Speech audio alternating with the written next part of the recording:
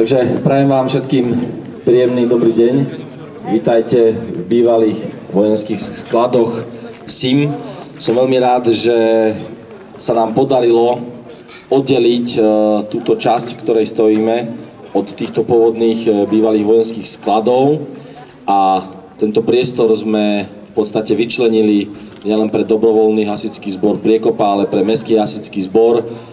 Máme tu spoločne s Ľubom veľké plány postaviť ďalšiu halu, pretože jedinečné múzeum hasičskej techniky je iba tu v Priekope, v Martine, nikde inde na Slovensku takéto múzeum nie je a plánujeme ho ešte rozšíriť, takže vznikne tu určite krásny areál a táto časť definitívne zostáva, aj keď bola pôvodne určená na predaj, definitívne zostáva priekopským a hasičom a martinskému hasičskému zboru.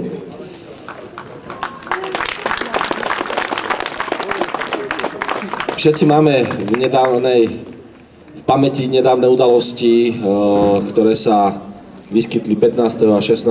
augusta, keď prišla záplava nielen do nášho mesta, ale zasiahla povodňová vlna celý región Turiec a práve vtedy sa ukázalo, o čom sú dobrovoľní hasiči, pretože práve oni zachraňovali a zabezpečovali aj záchranárske a zabezpečovacie práce.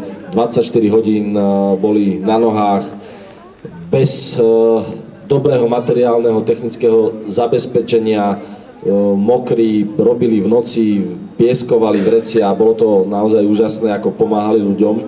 Až vtedy sme si uvedomili, čo pre nás hasiči znamenajú. A pamätám si na to, keď sme v mestskom zastupiteľstve schvaľovali vznik mestského hasičského zboru, ktorý tvoria dobrovoľníci. A boli vtedy v tom zastupiteľstve také otázky, že na čo nám to je a je to zbytočné. Tak august v roku 2010 ukázal, že to zbytočné nie je a že keby sme nemali dobrovoľníkov v Martine, tak škody na majetku a životoch budú oveľa vyššie, ako boli teraz. Ja som sa rozhodol,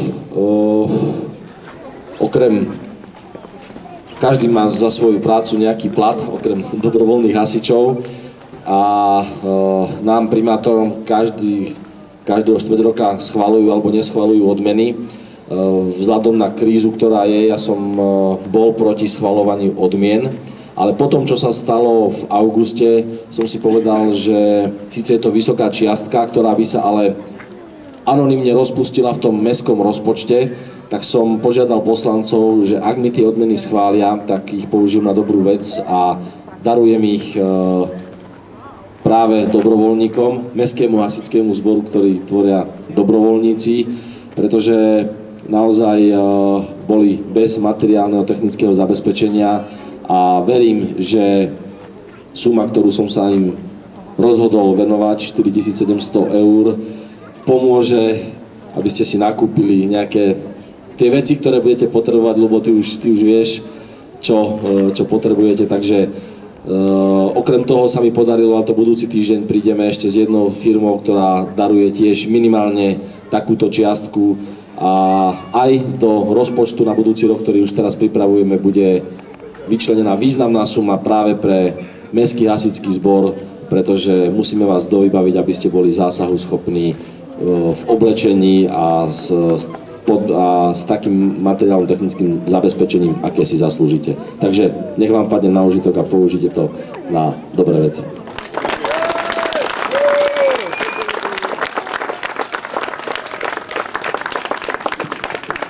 Dobre, mne už len zostáva asi toľko poďakovať pánovi primátorovi, ako aj ostatným vlastne, či už našim hasičom alebo občanom, ktorí nám verili v týchto veciach a veria aj naďalej.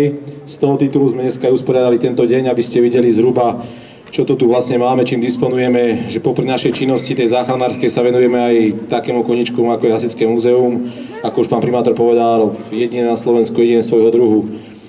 Takže z tohto titulu ja nebudem viac rozprávať, lebo treba si troška čo si prejsť, poobzerať sa a tak ďalej.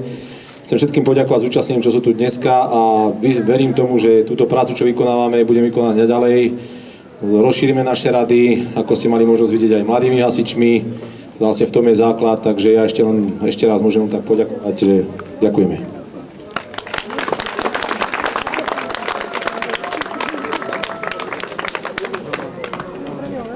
sa nič.